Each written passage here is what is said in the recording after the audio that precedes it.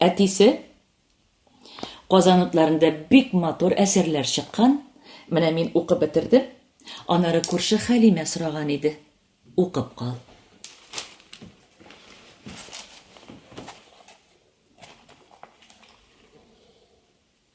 Мен аны укыдым инде.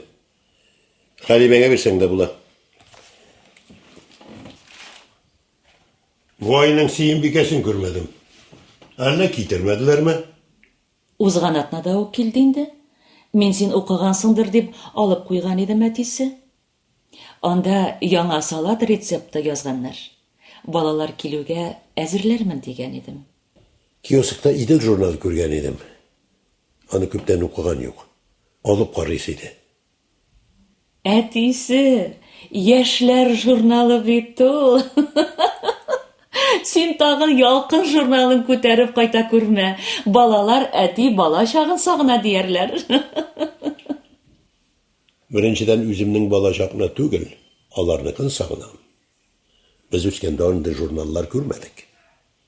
Икенчедән, әйтсәләр дә уялмыйм. Балалар үстергәндә бик рәхәтләнеп укый идек әле. Шулай әтисе. Һай яшь вакытлар.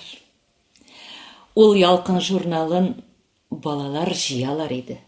Кабат-кабат укыйлар иде. Хәзерге балалар журнал укый микән? Әллә компьютер алдында гына утыралармы? Бу вакытта кем йөри икән?